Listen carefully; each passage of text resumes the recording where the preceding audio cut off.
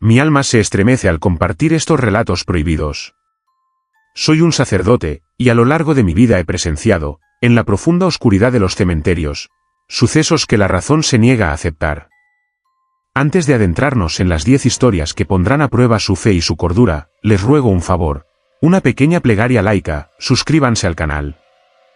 Es el único refugio que puedo ofrecerles en este viaje al abismo. Que Dios nos ampare, porque una vez que escuchen lo que la noche oculta entre las lápidas, su mundo no volverá a ser el mismo. Comencemos. Historia 1. El lamento de la novia olvidada. Hay un rincón en el cementerio de mi primer parroquia, un lugar antiguo, donde las lápidas se hunden en la tierra como dientes rotos. Una noche, el sacristán me llamó, pálido y temblando, jurando haber oído un lamento que helaba la sangre. Fue. La luna estaba oculta, la oscuridad era una capa pesada y asfixiante. Me acerqué al mausoleo de los de la Vega, una familia noble y extinta. De una cripta, oí un llanto femenino, puro, desgarrador. Me atreví a susurrar, ¿quién está ahí? El llanto se detuvo de golpe. Un silencio absoluto, más aterrador que el sonido. Entonces, una figura blanca, translúcida, se deslizó fuera de la cripta. Era una mujer joven, vestida con lo que parecía un traje de novia antiguo, su rostro una máscara de pena infinita, los ojos vacíos, dirigidos a ninguna parte. Flotaba sobre el suelo, su velo ondeaba sin viento. No emitía sonido, pero la pena que emanaba era una ola física, abrumadora. Sentí que no era una amenaza, sino una agonía eterna. Se detuvo ante mí. Y luego, con una lentitud desesperante, extendió una mano huesuda hacia mi pecho. No pude moverme, estaba paralizado por el miedo y la piedad. Justo cuando sus dedos fríos y etéreos iban a tocarme, un rayo de luna, el primero en toda la noche, atravesó las nubes y cayó directamente sobre ella. La novia lanzó un grito mudo, una expresión de dolor insoportable se dibujó en su rostro espectral, y se disolvió, como humo blanco, dejando solo un olor a flores secas y polvo de mármol. Al día siguiente, busqué en los archivos. Era la hija de los de la Vega, muerta el día de su boda por una enfermedad repentina. No pude olvidar la tristeza en ese espectro. No quería asustar, solo pedir ayuda. ¿Pero quién ayuda a una alma condenada a lamentar lo que nunca fue? Historia 2. El juego macabro de las sombras. He tenido que ir muchas veces a los cementerios en medio de la noche. Rituales urgentes, bendiciones de última hora, o simplemente la necesidad de calmar a un familiar desesperado. Una de esas noches, en un cementerio más moderno, donde las tumbas son más uniformes y menos aterradoras, sentí una presencia traviesa, casi infantil. Estaba rezando frente a una fosa recién excavada. De repente, una pequeña lápida de un niño, a unos metros de mí, se volcó con un golpe seco. Pensé en el viento. La volví a colocar. Continué mi oración. Minutos después, escuché una risita, una risa de niño, seca y fría, que rebotaba entre las hileras de mármol. Sentí un escalofrío en la nuca. Al voltear, vi que la lápida se había caído de nuevo. Pero esta vez, detrás de ella, se proyectaba una sombra corta, la silueta de un niño jugando a las escondidas.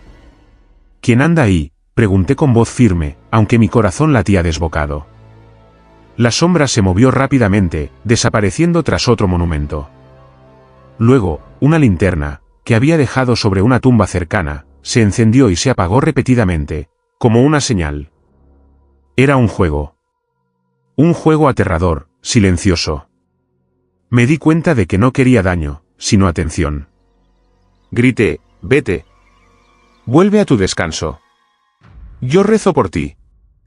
La linterna cayó al suelo, la risa cesó. Sentí la pena del niño, la soledad. Me fui de allí sintiéndome un cobarde, pero la idea de estar jugando con un fantasma infantil me llenó de un pánico irracional. Desde entonces, nunca más dejo objetos personales cerca de las tumbas de los niños. Historia 3. El guardián de la puerta sellada. Existe una leyenda en mi diócesis sobre una antigua puerta de hierro en la pared del cementerio principal, siempre sellada y oxidada. Dicen que daba a un sector maldito, donde enterraron a los que cometieron pecados capitales y fueron excomulgados. Una noche, el jefe de seguridad me pidió que lo acompañara. Las alarmas de movimiento cerca de esa puerta sonaban sin cesar, pero no había nadie en las cámaras. Nos acercamos. El aire era pesado, denso, cargado de una quietud opresiva. Justo al lado de la puerta, había una pequeña estatua de un ángel, sin rostro por el tiempo. Cuando nos detuvimos, un gruñido bajo, gutural, surgió del otro lado del muro. El metal de la puerta, a pesar de su grosor, pareció vibrar. «Es como si algo quisiera salir», susurró el guardia. De pronto, el ángel sin rostro pareció moverse. No un movimiento real, sino una ilusión de vida que retorcía la luz.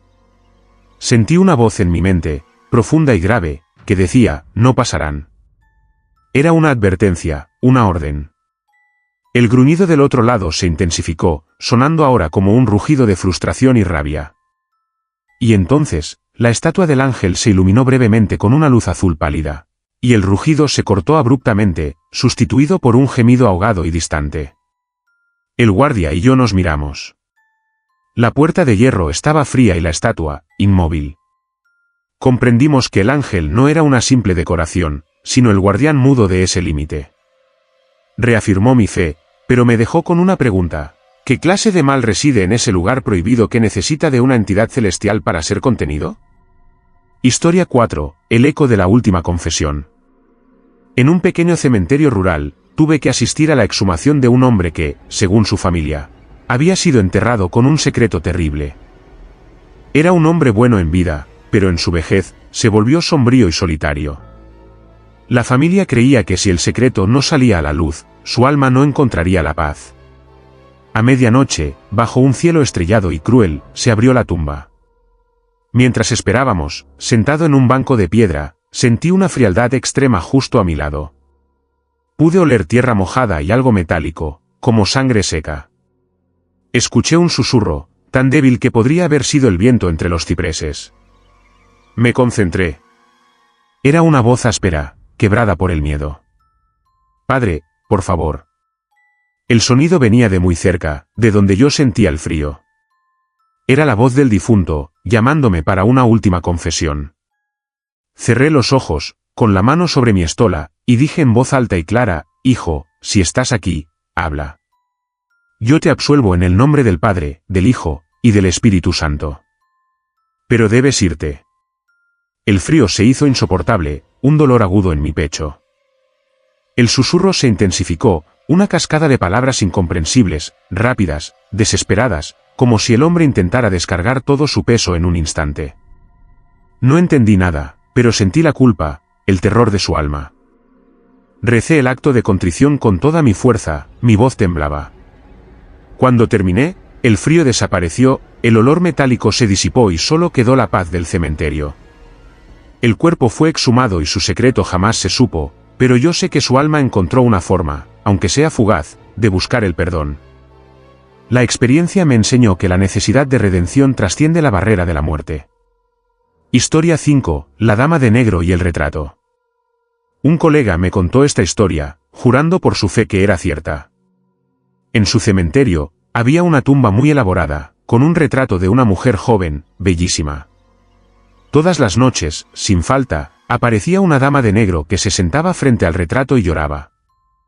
Al principio, pensaron que era la madre o una amiga que sufría, pero la dama nunca interactuaba con nadie, siempre se iba antes del amanecer. Un día, una empleada de limpieza juró haber visto a la dama flotar ligeramente sobre el suelo. Mi colega decidió investigar. Una noche, se escondió cerca, esperando. Cuando la dama apareció, vestida con un luto espeso que parecía absorber la luz, él la vio. Se sentó, y los sollozos silenciosos llenaron el aire. Pero lo que lo aterrorizó no fue su llanto. Fue cuando ella levantó la mano y tocó el retrato. La mujer del cuadro, la enterrada, tenía una expresión de paz en la pintura. Pero cuando la dama tocó el cristal, la cara de la mujer en el retrato se transformó por un instante en una mueca de puro horror, sus ojos abiertos y aterrorizados. La dama de negro no era una familiar. Era la encarnación de la culpa o el castigo, obligada a lamentar a la víctima que había causado. El retrato era su espejo, el recuerdo constante de su maldad y el sufrimiento que había infligido. Mi amigo no se atrevió a acercarse. Simplemente, rezó por ambas almas desde su escondite, con el sudor frío corriéndole por la espalda. El infierno, me dijo, no siempre es fuego. A veces, es un luto eterno y una imagen de terror. Historia 6. El pacto silencioso bajo la cruz rota. El cementerio viejo tiene una gran cruz de piedra en su centro, pero la parte superior se rompió hace décadas. Una noche, me llamaron porque unos jóvenes, haciendo una prueba de valor, juraron haber visto círculos de tierra removida alrededor de la base de la cruz. Fui solo, con mi Biblia y una botella de agua bendita. El aire estaba inmóvil. Encontré los círculos, eran perfectos, como si algo muy grande hubiera girado sobre su propio eje repetidamente. Me arrodillé. Sentí la tierra fría, pero la energía que emanaba de ella era caliente, pulsante. Como si el mismo suelo estuviera vivo y respirando. Comencé a rezar el requiem. Mientras recitaba las palabras en latín, una sombra gigantesca se proyectó en el suelo, aunque la luna estaba en el cenit. No tenía forma humana, era más bien un muro de negrura, denso y opaco. Se movía lentamente alrededor de la cruz rota, como un animal esperando. Sentí una hostilidad palpable, una presencia antigua y poderosa que desafiaba mi autoridad.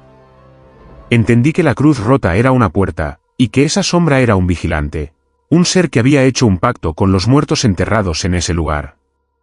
Lancé el agua bendita con un grito de fe. El líquido chisporroteó en el suelo, y la sombra se retiró con una velocidad antinatural, dejando un rastro de aire gélido y un olor a azufre. Me quedé allí hasta el amanecer, rezando, sabiendo que había interrumpido un pacto silencioso entre el mundo de los vivos y el de las tinieblas. Esa noche comprendí que no todos los muertos están esperando la resurrección. Algunos están negociando un destino diferente. Historia 7. Las velas que no se apagan. Una familia me pidió que bendijera las tumbas de sus ancestros en el cementerio más antiguo de la ciudad, un lugar lleno de historias olvidadas. Era invierno y el viento era un aullido constante. Colocamos velas en cada tumba. El viento las apagaba sin piedad, una y otra vez. Sin embargo, en un mausoleo abandonado, donde nadie había sido enterrado en más de 100 años, vimos una hilera de velas encendidas. Eran 10 o 12, y ardían con una llama alta y firme, sin inmutarse ante el vendaval. Nos acercamos. Las velas estaban dispuestas en círculo. No había inscripciones en la tumba, solo un sarcófago de piedra sin nombre. De repente, el viento cesó por completo. El silencio fue total, opresivo. Y luego, escuchamos un canto fúnebre, monótono, bajo, que parecía surgir de las propias piedras. No era un lamento, sino una letanía antigua, en un idioma que no reconocí. La voz era múltiple, susurrante, pero aterradoramente sincronizada. Comprendí que esas velas no eran un homenaje, sino un ritual.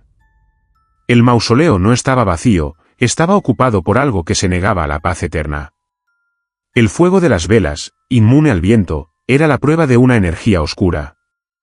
Mi fe me impidió huir. Me arrodillé, abrí mi breviario, y recé en voz alta el Salmo 91. A medida que mi voz se alzaba, las llamas de las velas comenzaron a temblar violentamente. Las escuchas silenciaron. Cuando terminé, el viento regresó, con fuerza. En un instante, todas las velas se extinguieron, y el mausoleo se sumió en la oscuridad. Desde entonces, sé que hay rituales que ocurren en la noche que no están destinados a honrar a los muertos, sino a alimentarlos. Historia 8. El reloj detenido en la medianoche. Hay una costumbre en algunos pueblos de colocar un reloj en la tumba del ser querido, detenido a la hora exacta de su muerte. En un cementerio, me encontré con un mausoleo moderno, de cristal y acero, propiedad de un empresario adinerado. El hombre había muerto de forma súbita. En una vitrina, había un reloj de péndulo, detenido a las 12 en punto, la medianoche. Me detuve a rezar. Mientras estaba allí, con la vista fija en el número 12, el péndulo del reloj comenzó a moverse. Era un movimiento sutil, lento, como si estuviera a punto de arrancar, pero se detenía antes de completarlo. El sonido del tic era amplificado, seco, resonante. Miré alrededor. No había viento, y la vitrina de cristal estaba sellada. El péndulo seguía su movimiento, un ritmo desesperante de casi vida. Me acerqué al cristal y lo toqué. Estaba helado. Sentí que el empresario no estaba en paz, que su último momento se repetía una y otra vez. En ese instante, escuché un golpe amortiguado que venía de dentro del sarcófago. Y luego, una respiración profunda y trabajosa. El reloj se detuvo. El péndulo quedó completamente inmóvil, justo en la mitad de su recorrido, como si el tiempo se hubiera congelado de nuevo, dejando la medianoche en un estado de perpetua agonía. Me alejé temblando. Entendí que el reloj no solo marcaba la hora de su muerte, sino que era el ancla de su alma en ese instante final, incapaz de avanzar o retroceder. Algunos muertos no mueren, quedan atascados en el límite. Historia 9, la tierra que rechaza el cuerpo. Tuve que oficiar un entierro a última hora, ya de noche, debido a un problema con los permisos. Era una mujer anciana, muy querida, pero el ambiente era tenso. Al bajar el ataúd a la fosa, ocurrió algo que nunca he podido explicar. El ataúd se detuvo. No porque tocara el fondo, sino porque la tierra, o más bien, la fuerza que emanaba de la fosa, lo rechazó. Los sepultureros intentaron empujarlo, pero el ataúd se movía de forma extraña, flotando ligeramente sobre el fondo. Era como si el espacio debajo estuviera ocupado por una masa invisible. Los sepultureros, hombres rudos, palidecieron y se negaron a continuar. Yo, sintiendo la obligación de mi fe, me incliné sobre el borde. El aire que salía de la fosa era cálido, con un olor a humedad y algo indefinible, primitivo. Escuché un sonido de rasguño profundo, como si unas uñas enormes estuvieran arañando las paredes de la tierra. Comprendí que esa tierra no estaba vacía, había algo viviente en el subsuelo, algo que reclamaba ese espacio. O quizás, el alma de la difunta se negaba a entrar. Sin pensarlo, saqué el crucifijo de mi cuello y lo arrojé a la fosa. Al tocar el fondo, el crucifijo pareció hundirse con fuerza. El sonido de rasguño se cortó de inmediato, y el ataúd se deslizó suavemente hacia abajo. Fue un alivio, pero también una advertencia: la tierra de los cementerios no es solo tierra. Está saturada de presencias que tienen sus propias reglas, y algunas almas, o entidades, tienen la capacidad de reclamar un territorio más allá de lo que imaginamos. Historia 10, la misa para las almas silenciosas. Esta es la más personal y la más aterradora. Sucedió en una noche de difuntos, cuando decidí hacer una misa solemne en la capilla del cementerio a medianoche, por las almas olvidadas. La capilla estaba fría, la única luz provenía de las velas en el altar. Comencé la liturgia. Cuando levanté la hostia para la consagración, sentí una presencia masiva detrás de mí. No una sombra, sino una aglomeración de frío y silencio. Eran muchas almas, llenando la capilla, pero sin hacer ruido. Me di cuenta de que no eran hostiles, sino mendicantes. Almas que no tenían a nadie que rezara por ellas, que venían a la única misa que se celebraba en su casa. Sentí su desesperación silenciosa, el peso de su olvido. Cuando llegué a la parte de la comunión, miré hacia la nave. Una niebla blanca se había formado sobre los bancos vacíos, una neblina tenue y brillante que ondulaba. Sentí que la niebla era la forma física de su presencia. Estaban esperando la comunión. No pude darles el sacramento, pero levanté el cáliz y el copón. Y en mi mente, hablé con ellos: almas silenciosas, olvidadas, yo les ofrezco este sacrificio. Acepten el perdón, encuentren el descanso. Vayan en paz. La niebla se agitó, como si miles de cabezas hubieran asentido. Y luego, con una lentitud solemne, la niebla comenzó a retirarse, deslizándose por las puertas hacia la noche, dejando tras de sí un olor a lluvia y a tierra húmeda. Terminé la misa solo, pero más acompañado que nunca.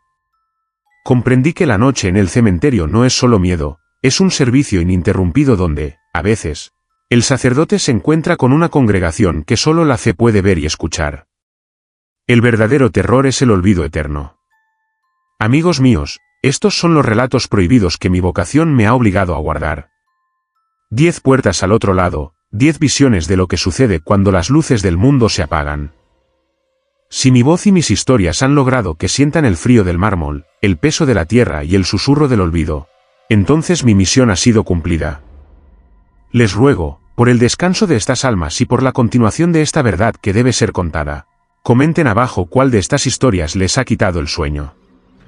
Suscríbanse para no perderse el próximo encuentro con la oscuridad. Y, por el amor de Dios, den me gusta a este vídeo. Que la paz de Dios y la luz eterna los acompañen.